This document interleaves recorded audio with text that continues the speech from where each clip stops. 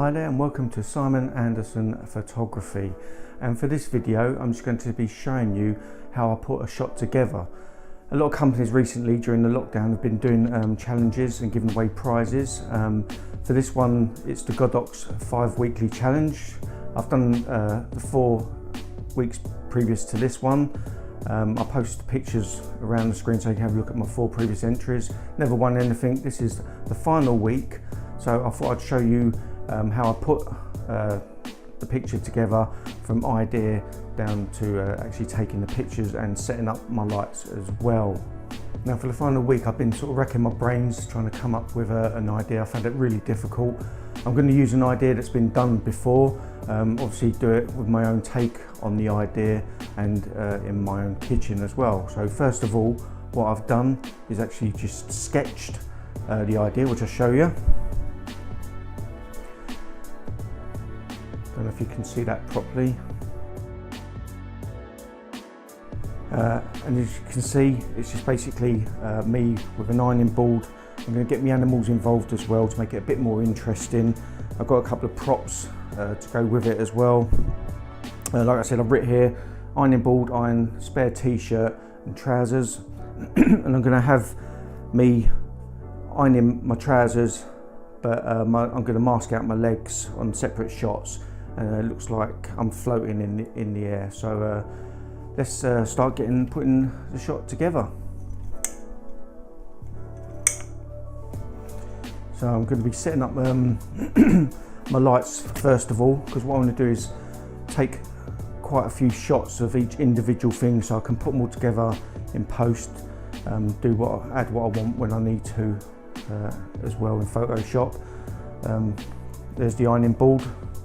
So now I'm going to be setting up a light stand, which is going to be my key light.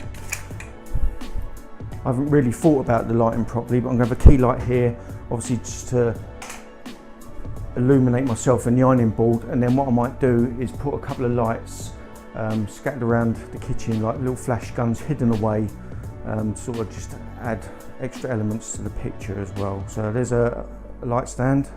Now we need a modifier. So my first the key light is going to be a very large beauty dish, a collapsible one. So attached to the light stand.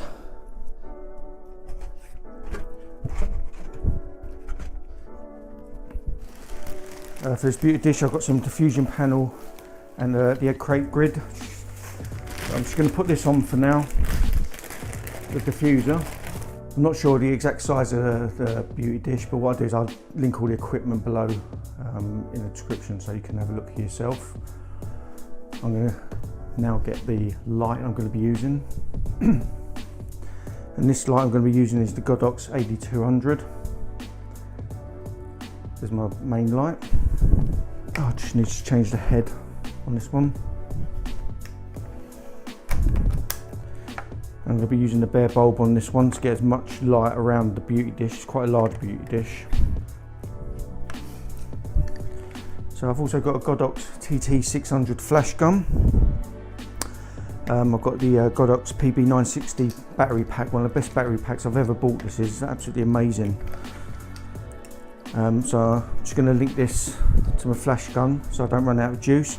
Put the flash gun on a stand and I can hide it on the worktop somewhere as a little sort of rim light or backlight. I think first of all what I'm going to do is just with the main light, I'm just going to take some pictures and then add the light after so I can get a base shot for the overall picture. So I've got the Manfrotto Befree advanced tripod. Get this set up first. And I've also got a Nikon D750, and I'm going to look at using my Tamron 15 to 30 first of all. If I will need to change up later, I will do.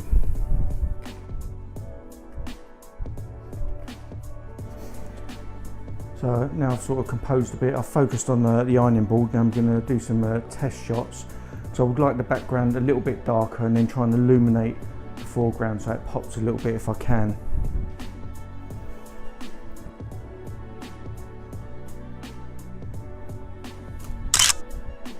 So at the moment I'm at ISO 400, f11 and a 30th of a second. First of all I need to put on my Godox X Pro trigger so I can fire my AD200, the key light. Stick that on there. I'm just going to switch on the AD200. So this is Group B on this one, so I'll just leave it on there, which is fine. And then just change Group B on here. And let's try it at about 8th power. Right, so it's sort of illuminating the whole of the kitchen. So what I'm going to do is use the egg crate just to try and keep the light from spilling all around.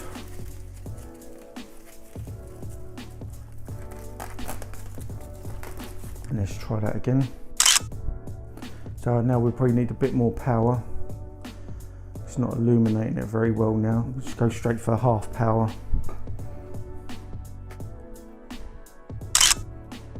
And what I'm going to do is just increase shutter speed to try and darken the whole scene. In an ideal situation I'd probably have the light a lot closer there, but due to the space it's not easy at the moment. What I'm going to do now is just add a backlight with this just to separate me from the background a bit more. Now because we've got a base shot, it doesn't matter if that flashes in the shot now, because we can delete that out afterwards by masking the shots together.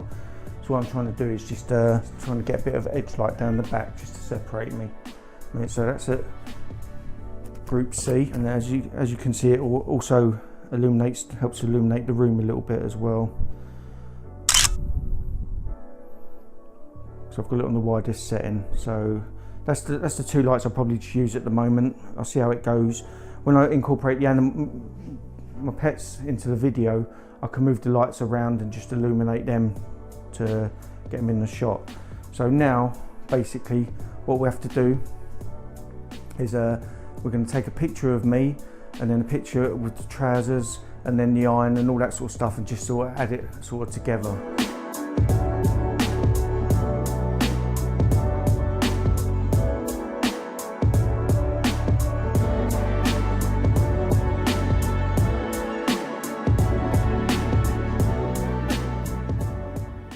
Alright, so that's the t-shirt on.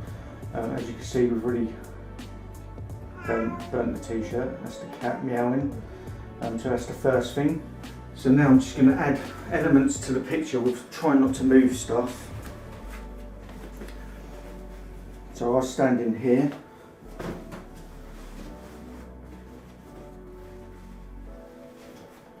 And then what I want that is, I'm just trying to get the trousers level with me. I'm going to get the iron in the shot as well, even though it's not plugged into anything.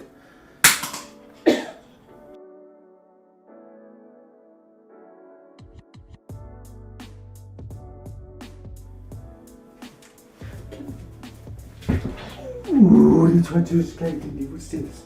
What's this? Look, Kitty, look. Kitty, what's this?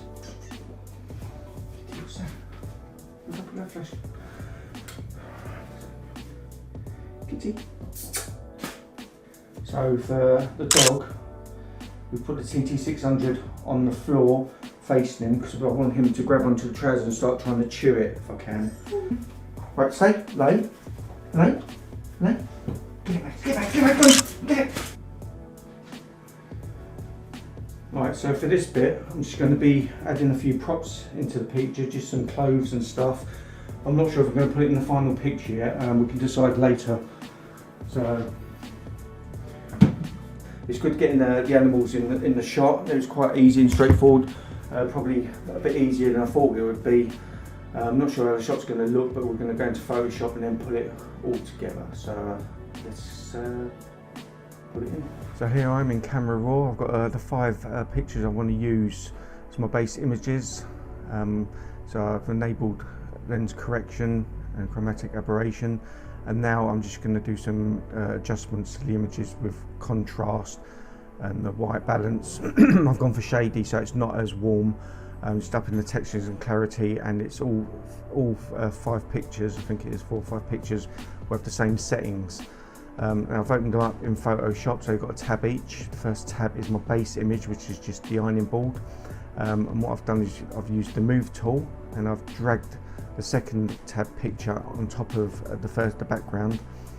I'm going to create a layer mask, and then what I'm going to do is remove the legs from the image with the brush tool and using black.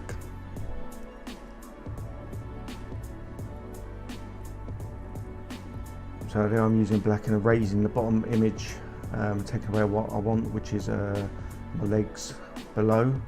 All this video is sped up because of the amount of time I was doing this editing. So here we go. So now I'm bringing the belt back into the image, but realise it's not on the image underneath. So I'm checking around the image. But I've raised the legs and I'm bringing back the cupboard so it all matches as one. The darkness goes right across, and I'm removing the flash from the image. Now I'm going to the next tab and I'm bringing in the image of the cat, putting that on top, but I need to drag that up above layer 1, and then once again create a layer mask. Once I've Photoshop shows me that the image is exactly on top of the other image with the purple lines, which I've done, so I've moved it around. And now here I've got a black layer mask, and I'm going to use a white brush, and I'm just going to bring the cat back. Now I'm not sure if this is, I'm not totally proficient with Photoshop, but this is how I do it, which might not be how everyone does it. But like I say, I'm more of a photographer than a photoshopper. So now I've just sort of brought the cat back, used a soft edge brush, and just went around the fur. Now I'm on image number 4. Once again, use the move tool, drag it and drop it on top of the other images, and move the layer to the top, so it's the top image, so it's on top of everything else. Create a black layer mask, and then using a white brush to bring back what I want to bring back on the image. But now I've realised one big mistake I did is I never took a picture of the trousers on their own, so that's going to cause me problems later, but it's all fixed in Photoshop, which means a lot of extra work. So now I'm just sort of going over the images, seeing what I want to keep and what I want to get rid of. I realised that I can't get rid of the cord from the iron using this method from the image below, so but I can clone that out later. Oh, actually I use it from another image below.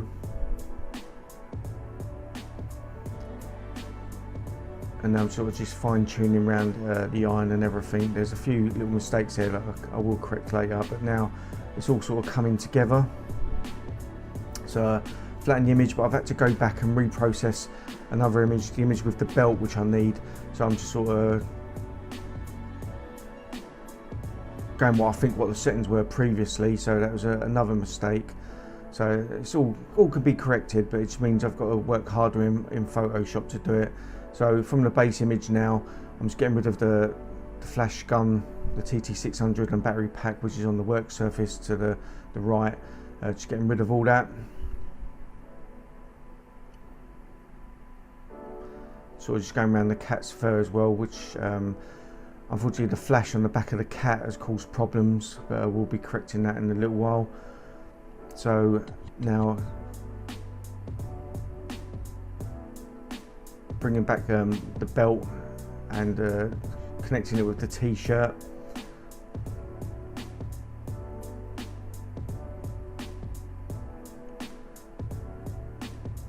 There's the mistake where I haven't got the jeans for underneath. I'm just gonna have to stick with the belt for now, but what I'm gonna have to do is just take an area from the right hand side of the jeans. I've used a Control T the transform tool, and now I can move this piece of jeans around, rotate it, do what I want with it. So at the moment I'm just enlarging it and positioning it. Now I'm going to create another layer mask with a black brush. I'm just going to take away what I don't want, and as you can see, it sort of blends the jeans in nicely with the ones below. I tried using the patch tool here, but unfortunately it just sort of blurred the textures, which wasn't really good. So then I went for the clone stamp tool with a low opacity and just blended the two together. There's a little line there, which is fine because it looks like it's a shaded part of the angle of the ironing board. Now I'm going to have to take another part of the jeans for the left hand side underneath the iron, transform tool again, just so that there's a nice clean cut on the edge of the jeans there. So I blend it in nicely. A lot of extra work, but fitted in nice and well there. So I've created another layer, another background copy, and I'm using an S curve sort of to bring some contrast back onto the back of the cat where it's been blown out. So once again, using masks and a brush tool, I'm just using a black mask just to hide the whole picture, and then using a white brush tool to bring back exactly what I want onto the rear of the cat, just to sort of bring the contrast back and get rid of that sort of white sort of flash that's sort of ruining the back of the cat a bit. So also I'm using the clone tool and just sort of doing some minor adjustments. This is really sped up. It has taken me a lot longer than this, obviously. I'm looking for the sponge tool so I can just saturate just the back part of the cat, and using the opacity tool as well just to fine tune it. Like I say, I don't know exactly where everything is on Photoshop because I'm not really proficient with it. So sometimes I sort of muddle my way through a little bit, but I know enough to put an image together. So now the bottom of the ironing board, using another image underneath with a mask as well, and just sort of bringing back the bottom of the ironing board. As you can see there, the before and after image. Now using a background copy and just sort of cloning out things like the cord for the iron. Takes a little bit of time, you have to zoom in and just do bits and pieces.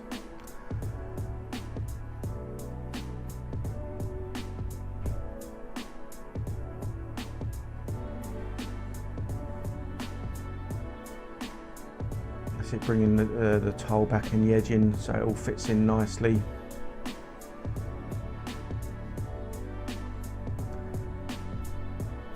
And the reason I'm having to clone is because I made mistakes at the beginning and didn't take enough shots with just the jeans, more shots perhaps with the ironing board as well, because the ironing board moved when the dog was sort of attacking the jeans.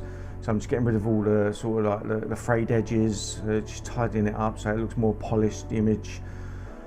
And now we're just going to be doing things with the contrast and everything to make the image pop. I've used that circular eclipse tool to create a nice sort of dark round edge around me to make me pop more.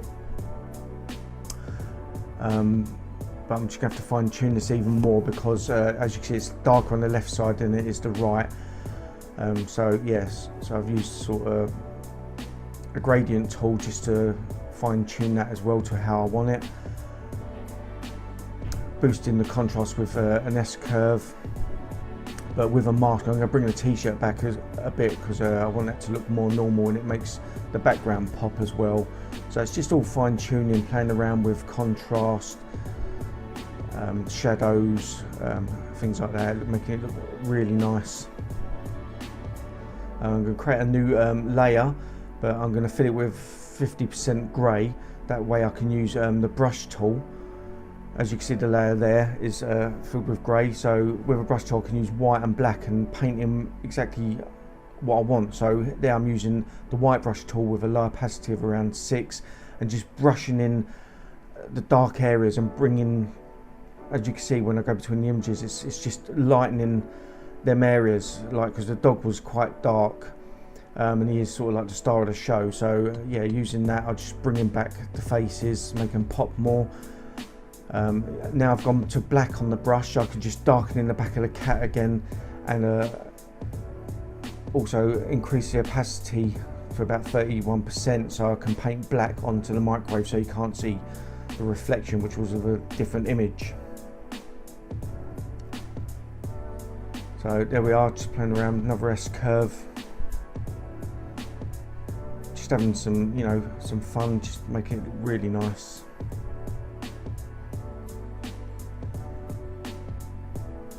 And it, you know, even with the mistakes I made, brought them all back with Photoshop, and you know, now I've created another layer, flattened it, created another layer with and put a high pass filter for the sharpening, with the sharpening of the image, just reduce the opacity a bit so it's not overly done, and there we go, we've got the final image.